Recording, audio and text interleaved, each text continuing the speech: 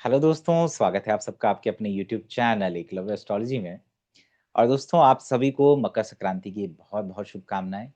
सूर्य का गोचर कैप्रिकॉन में हो चुका है। अब आप देखेंगे कि आपके जीवन में लोग गायब हो जाएंगे, क्योंकि अब आपको काम करना पड़ेगा। अब आप क्रियाशील हो जाएंगे। आप आसपास महसूस करेंगे कि जितने भी आपके नीचे के लोग काम करते हैं या घर में काम करते हैं, आप या तो उनको बहुत ज्यादा रूल एंड रेगुलेशंस और डिसिप्लिन के साथ काम करने को बोलेंगे, या आप स्वयं करने लगेंगे। तो ये होता है सूर्य, जो कारक है सेल्फ का, क्रिया शक्ति और कार्य शक्ति का। वो मकर राशि जो कर्म की राशि है उसमें जाता है, यानी अब आप वो कर्म करने को प्रेरित करता है। बहुत सारे लोग कहते हैं कि हमें असर नहीं मिलता गोचर का। ऐसा नहीं है।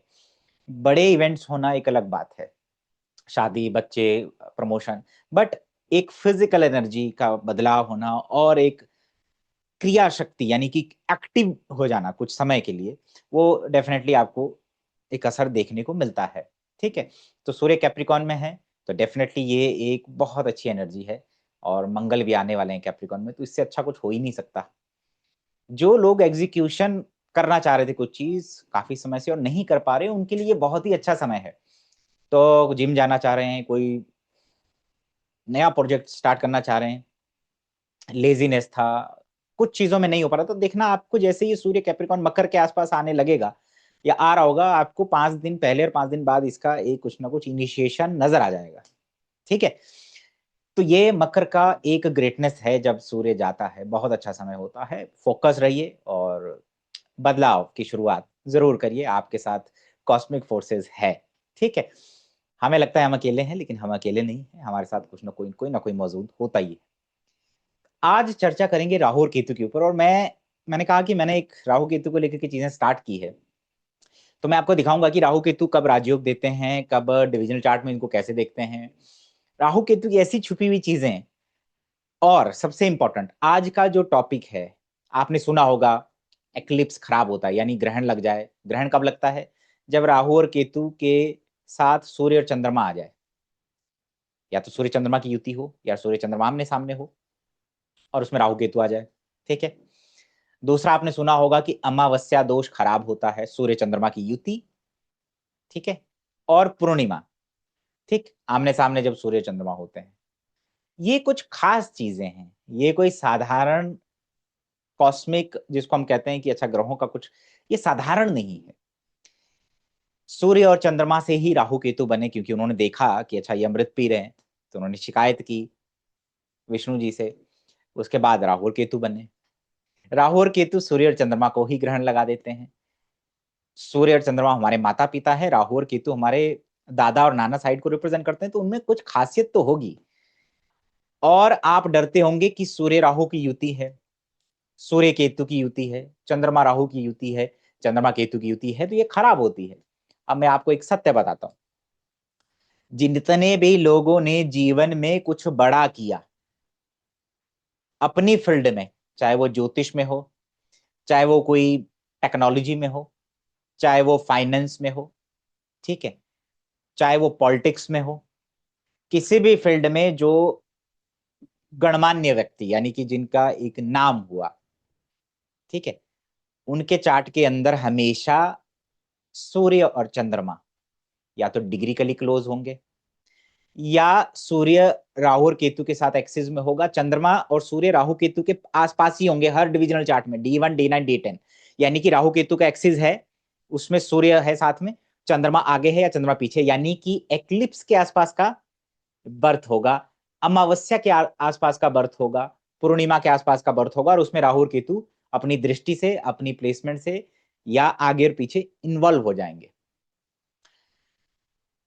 ठीक है। क्यों? क्योंकि सूर्य और चंद्रमा बड़े इंपॉर्टेंट है आपके जीवन में। अगर आप कुछ बड़ा करना चाहते हैं, रॉयल प्लैनेट है। राहु और केतु मासिव चीजें देते हैं, एक्स्ट्रा ऑर्डिनरी, कुछ अलग से करने की क्षमता।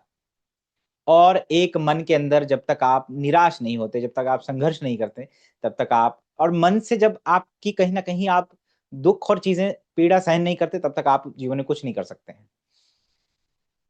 आपके अंदर जब वासनाएं और डिजायर होंगी, तभी आप मटेरियलिस्टिक वर्ल्ड में कुछ कर सकते हैं।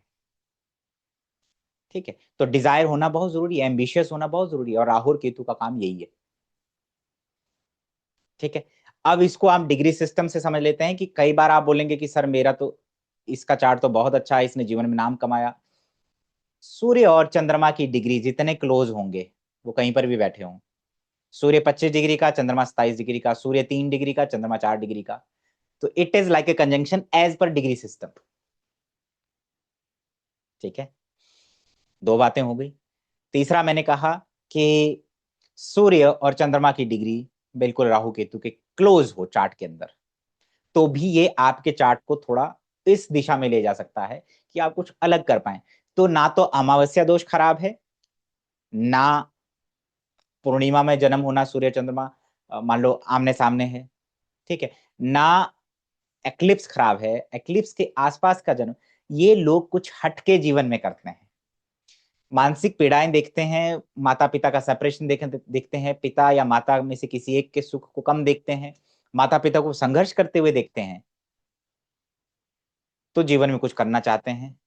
ठीक है, उनसे दूर रहते हैं, पारिवारिक जीवन थोड़ा सा खराब ही होता है, लेकिन अपनी फील्ड में महारथी होते हैं। ठीक है, तो हर युति योग के अपने नेगेटिव और पॉजिटिव हैं। ध्यान से समझना इस बात को कि हर युति, हर कंजंक्शन के कुछ ना कुछ नेगेटिव और पॉजिटिव हैं। हम पॉजिटिव की बात कर रहे हैं, या जिन लोगों ने अपने माता और पिता की, अपने दादा, अपने ग्रैंड पेरेंट्स, अपने एंसेस्टर की चीजों को आगे बढ़ाया, उनकी एक लेगेसी को कैरी किया, उनके भी यही कॉम्बिनेशन होता है। यानी कि उनका जन्म एक्लिप्स के आसपास होता है, ठीक है, अमावस्या के आसपास होता है, और मैंने कहा सूर्य और चंद्रमा की डिग्री क्लोज होती है, +- 3 का फर्क होता है हमेशा। राहु केतु सूर्य चंद्रमा की डिग्री क्लोज होगी तब भी ये माना जाएगा। और तीसरी बात कि सूर्य या तो चंद्रमा के साथ, सूर्य या तो केतु के साथ, या चंद्रमा राहु के साथ, ठीक है, मिलेगा ही मिलेगा। D1 D9 D10 में आपने रिपीटेशन देखना है कि सूर्य और चंद्रमा हमेशा राहु केतु के आसपास ही मिलेंगे, हमेशा आगे पीछे। जैसे सूर्य लियो का है, राहु केतु वर्गो के हो जाएंगे या लिब्रा के हो जाएंगे। चंद्रमा स्कॉर्पियो का है तो राहु कैप्रिकॉन धनु का हो जाएगा। ठीक है, डिविजनल चार्ट में वो कहीं कंजंक्ट मिलेगा केतु या राहु के साथ। D10 में भी वो सूर्य चंद्रमा राहु केतु के आसपास ही होंगे, जस्ट आसपास। यानी कि या तो वो राहु केतु से मिलने वाले थे, ग्रहण योग में जाने वाले थे, अमावस्या दोष में जाने वाले थे, या जस्ट उसी के आसपास उनका बर्थ है, तो ये खराब नहीं है। इनके जीवन में मैंने कहा पारिवारिक चीजें और दूसरी जो चीज खुशियां हैं, माता पिता की हो, घरेलू हो, वो कम हो सकती हैं। ठीक है, लेकिन जब तक आपके अंदर एक जील और डिजायर नहीं होते, तब तक आप कुछ कर नहीं पाते। और राहु केतु यही देते हैं आपको, डिटैचमेंट, एक जगह से डिटैचमेंट, दूसरी जगह पे प्रसिद्धि देते हैं, नाम देते हैं अपनी फील्ड में। भाई आपके गांव का सबसे अच्छा मिस्त्री है कोई, पॉपुलर है, तो वो ऐसे नहीं होगा, उसका जन्म ऐसे ही हुआ होगा। जो मैंने कंडीशंस बताई, ध्यान से समझिएगा इसको, डिग्री सिस्टम के हिसाब से बताया। और एक्सिस की बात की कि सूर्य और चंद्रमा में से हमेशा कोई ना कोई एक प्लेनेट राहु केतु एक्सिस में होगा, राहु केतु के जस्ट आगे या पीछे सूर्य चंद्रमा रिपीट होंगे D1 और D9 और D10 में। यानी कि उनका बर्थ उसी टाइम पीरियड में हो रहा है जब चंद्रमा या सूर्य राहु केतु से मिलने वाले थे, या जस्ट मिलकर के गए हुए हैं। ठीक है, आप मेरी बात समझे। और अमावस्या दोष हम क्या करते हैं कि अमावस्या दोष है, सूर्य चंद्रमा की युति है। मैक्सिमम जो बड़े जिन्होंने जीवन में कुछ किया बहुत ज्यादा, उनका सूर्य और चंद्रमा की युति, सूर्य चंद्रमा आमने सामने, और सूर्य और चंद्रमा की डिग्री क्लोज होती है। ठीक है, और राहु केतु की डिग्री भी क्लोज हो जाती है, कई बार राहु केतु के 3 डिग्री का फर्क होता है। तो इसको हम समझ लेते हैं चार्ट के थ्रू। आज सिर्फ मैंने ये वीडियो इसलिए बनाया है कि मैं आपका अटेंशन उस चीज की तरफ लेके जाऊं कि ऐसे चीजें काम करती है, ये कोई कर्स ही नहीं है, इसके अंदर ब्लेसिंग भी छुपा हुआ है। हर कॉम्बिनेशन, हर परिस्थिति का एक ब्लेसिंग है, ध्यान दीजिएगा। तो आज के बाद आपने डरना नहीं है कि सूर्य चंद्रमा की युति है, एक्लिप्स है, ये है, उसके अपने फायदे हैं, अपने नुकसान है। हालांकि ये सिर्फ वीडियो राहु उस टेक्निक की तरफ आपका अटेंशन ले जाने के लिए है। कब ये राहु केतु स्ट्रांग होते हैं? ऑब्वियसली उनके राशि लॉर्ड केंद्र त्रिकोण के स्वामी जब इनके साथ आ जाएंगे तो ये और ज्यादा पावरफुल हो जाएंगे। मैंने कहा आपको डिस्टर्ब होना पड़ेगा जीवन में। जो लोग डिस्टर्ब नहीं हुए उन्होंने कुछ अचीव नहीं किया, चाहे वो अपनी करियर में हो, चाहे वो पब्लिक लाइफ में हो, चाहे वो साधना में हो। ठीक है, जब तक डिस्टर्ब नहीं होंगे तब तक आप कुछ अचीव नहीं कर पाएंगे। तो यही कॉम्बिनेशन डिस्टर्ब करते हैं आपको, ये चाहिए तो खुश हो जाइए। चंद्रमा राहु के साथ है, चंद्रमा केतु के साथ है, सूर्य राहु के साथ है, सूर्य केतु के साथ है। और मैंने कहा ये रिपीट हो रहे हो D1 D9 D10 में, और राहु और केतु कहीं ना कहीं केंद्र त्रिकोण में बैठे हो, केंद्र त्रिकोण के स्वामी के साथ राजयोग बनाते हैं। राहु केतु राजयोग कब बनाते हैं? जब केंद्र 1 4 7 10 का स्वामी और लगन पंचम नवम का स्वामी इनके साथ कंजंक्ट हो जाए, इनका राशि लॉर्ड स्ट्रांग हो जाए, एग्जॉल्टेड हो जाए, या ये एग्जॉल्टेड प्लैनेट के साथ बैठे हो। ऑब्वियसली ये सेकंड लेयर है इसकी। तो चलिए लेट्स सी, हम चार्ट देख लेते हैं। ठीक है, ओके सो ये चार्ट है, नरेंद्र मोदी जी का चार्ट है। ऑब्वियसली आप देखते होंगे कि सूर्य केतु के साथ है। ठीक, तो यानी कि सूर्य केतु की युति हो गई। और चंद्रमा 8 डिग्री का है और राहु केतु 5 डिग्री के हैं, यानी कि सूर्य केतु के साथ है और चंद्रमा राहु केतु की डिग्री के क्लोज है, 3 डिग्री। ठीक है, अब D9 में देखोगे तो चंद्रमा वर्गो में है, राहु लियो का है, सूर्य कैप्रिकॉन का है, केतु एक्वेरियस का है। यानी सूर्य और चंद्रमा दोनों ही राहु और केतु के पास है, नियर बाय। मैंने कहा या तो साथ में होते हैं या आगे और पीछे होंगे, सूर्य और चंद्रमा दोनों। और ये रिपीट होगा। ठीक है, D1 में पहले डिग्री सिस्टम और राहु केतु की युति वाला कॉन्सेप्ट लगाया, फिर हमने D9 में लगाया, फिर D10 में हम देखते हैं कि सूर्य केतु के पास है, यानी सूर्य बिल्कुल केतु के पीछे है। यानी कि D1 और D9 और D10 में सूर्य चंद्रमा केतु राहु के आसपास ही मिलेंगे, ये आसपास होने चाहिए। ठीक है, चंद्रमा नहीं है लेकिन D9 में है, D10 में सूर्य केतु के पास है। जितने ज्यादा डिविजनल चार्ट में रिपीट होते हैं उतना ज्यादा ये स्ट्रॉन्ग माने जाते हैं। जैसे इंदिरा गांधी जी के चार्ट में सूर्य 4 डिग्री है, चंद्रमा 5 डिग्री है। ठीक है, और आप देखते होंगे कि सूर्य और चंद्रमा की डिग्री क्लोज हो गई। जैसा मैंने कहा सूर्य राहु के करीब है और चंद्रमा भी राहु के करीब है, यानी चंद्रमा जस्ट वहां से निकला ही है राहु के पास से, और सूर्य राहु की तरफ जा रहा है। जैसे आप देखेंगे सूर्य स्कॉर्पियो का है, राहु धनु का है और चंद्रमा कैप्रिकॉन का है। तो यानी सूर्य और चंद्रमा राहु के पास ही है। मैंने कहा आगे पीछे। नवांश में जाते हैं तो सूर्य राहु के पास ही है। अगर आप देखोगे राहु कैंसर है और सूर्य लियो का है। चंद्रमा आमने सामने हो गए क्योंकि डिग्री है तो कहीं ना कहीं ये मिलेंगे जरूर डिविजनल चार्ट में, इसीलिए डिग्री सिस्टम का रोल है। और राहु कैंसर का है तो चंद्रमा के साथ संबंध हो गए। नवांश में जाओगे तो नवांश में वगैरह आप देखेंगे कि चंद्रमा लिब्रा का है, सूर्य लियो का है। अगेन सूर्य और चंद्रमा दोनों केतु के पास ही बैठे हुए हैं। ठीक है, मैंने कहा या तो आगे पीछे होंगे या साथ में होंगे, हमेशा जितने ये रिपीट होना है D1 D9 D10 में ये रिपीट होना है। तो हम क्या देख रहे हैं कि सूर्य और चंद्रमा का राहु और केतु से नियर बाय होना। ठीक है, सूर्य का राहु की तरफ जाना, चंद्रमा का राहु के पास जस्ट बैठना, या सूर्य राहु की युति हो और चंद्रमा जस्ट आ रहा हो, तो ये एक यूनिक प्लेसमेंट्स हो जाती हैं। सूर्य चंद्रमा डिग्री के लिए क्लोज हो। ठीक है, सूर्य और चंद्रमा राहु केतु की डिग्री के क्लोज हो, ये इस तरीके से हम देखते हैं। अब जैसे ये चार्ट है, इसमें आप देखते होंगे कि चंद्रमा और सूर्य आमने सामने है। ठीक है, तो सूर्य और चंद्रमा आमने सामने है तो पूर्णिमा का बर्थ है। मैंने कहा 4 इंपॉर्टेंट पॉइंट है, एक अमावस्या, पूर्णिमा, एक्लिप्स, और एक आपका सूर्य राहु के साथ, चंद्रमा केतु के साथ, सूर्य केतु के साथ, और चंद्रमा राहु के साथ। यही तो चीजें हैं ना जिसको हम नोटिस करते हैं पूरी दुनिया के अंदर कि अमावस्या है, आज पूर्णिमा है, ग्रहण योग है। ठीक है, उसके बाद आता है जो कॉमन कंजंक्शन है सूर्य राहु चंद्र केतु और ये सब, तो इनका कुछ ना कुछ संबंध बनेगा। अब राहु केतु 29 डिग्री के हैं। ठीक है, और सूर्य 25 डिग्री समथिंग का है, तो 3 डिग्री 20 मिनट के आसपास का डिफरेंस आएगा। जो हमने कहा कि डिविजनल चार्ट में सूर्य और चंद्रमा लियो के हैं और केतु कन्या का है, यानी सूर्य और चंद्रमा जस्ट केतु के पास ही है। नवांश में चंद्रमा D10 में चंद्रमा राहु के साथ है और सूर्य भी जस्ट राहु के आसपास ही है। ठीक है, तो मैंने कहा एक हाउस पीछे या एक हाउस आगे, ये रिपीट होगा। ठीक है। केन राव साहब का चार्ट है, सूर्य केतु के साथ है और चंद्रमा 2 डिग्री का है, चंद्रमा जस्ट एक्लिप्स से निकला ही है। ठीक है, तो सूर्य केतु के साथ और चंद्रमा जस्ट केतु के पास पास ही है D1 के अंदर। तो ये ऑब्वियसली ग्रहण के आसपास का जन्म है। चंद्रमा राहु की युति लियो साइन में है, लिब्रा में है D9 के अंदर, तो चंद्रमा का संबंध राहु से हो गया। D10 में सूर्य कैप्रिकॉन का है, शनि लियो का है, सूर्य राहु की क्लोज है, और जब एक्सचेंज होगा तो सूर्य केतु के पास जाएगा। तो कितना रिपीटिशन हो रहा है कि सूर्य और चंद्रमा राहु केतु से संबंध या राहु केतु के जस्ट आसपास ही होंगे। ठीक है, तो ये कोई खराब पोजीशन नहीं है।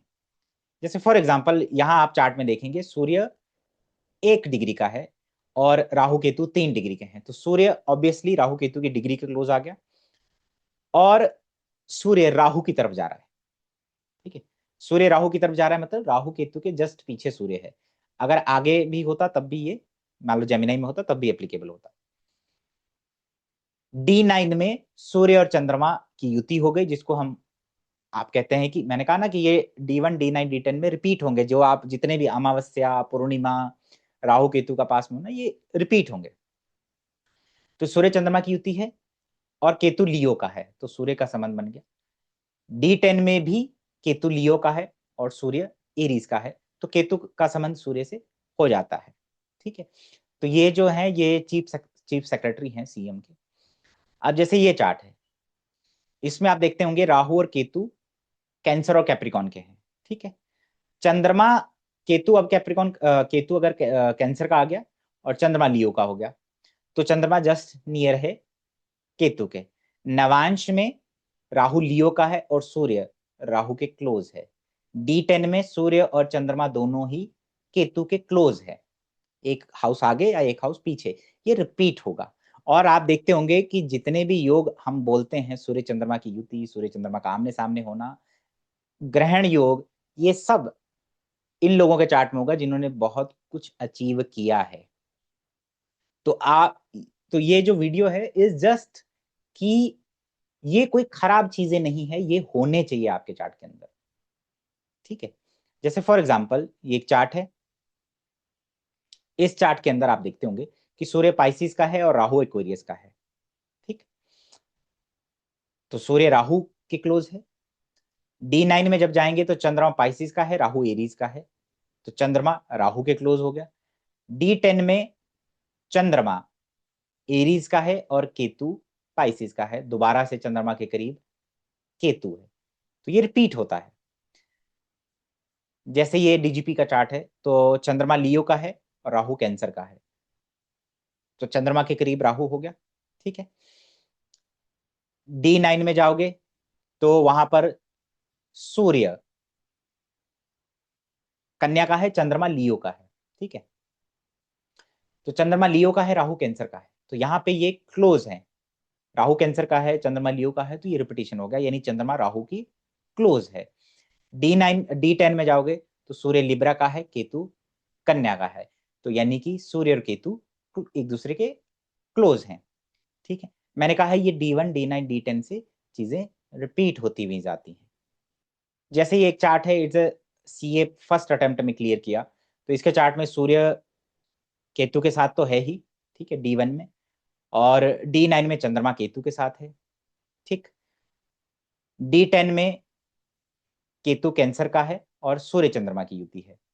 तो जो दोषों की हमने बात की, 3 प्रकार के और 4 प्रकार के, वो सब इस व्यक्ति के चार्ट में है, और सूर्य और चंद्रमा का संबंध D1 D9 और D10 में राहु केतु से है या आगे पीछे है, इस प्रकार से है। ठीक है, जैसे एक चार्ट है, इन्होंने कहा था कि क्या मैं एक बहुत फेमस राइटर बनूंगी या नहीं, तो सिंपल सा है, जुपिटर मरकरी राहु जेमिनाई का है, इट्स, तो ये कॉम्बिनेशन है राइटर का। लेकिन आप देखते होंगे कि राहु 10 डिग्री का है, केतु 10 डिग्री का है और सूर्य 9 डिग्री का है, और सूर्य डिग्रिकली भी राहु के क्लोज है और प्लेसमेंट में भी सूर्य राहु के पास से ही निकला हुआ है, सूर्य के जस्ट पीछे राहु है।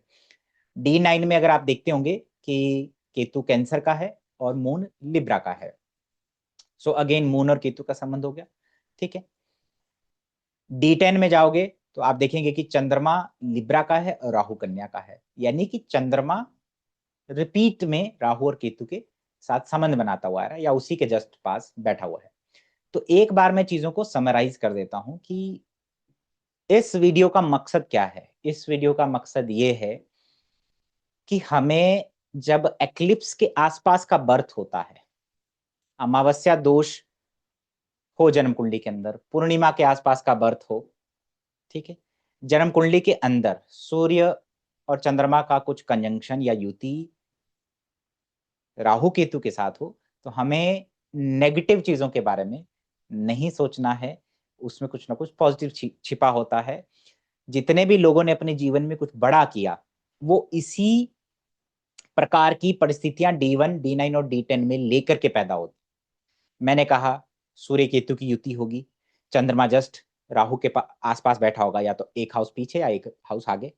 नवांश में वो रिपीट होगा, सूर्य और चंद्रमा राहु केतु के आसपास बैठे होंगे या साथ में बैठे होंगे। D10 में भी वो रिपीट होगा। तो सूर्य और चंद्रमा को राहु और केतु का कुछ ना कुछ चाहिए, तभी वो जीवन में कुछ करने के लिए आपको प्रेरित करते हैं।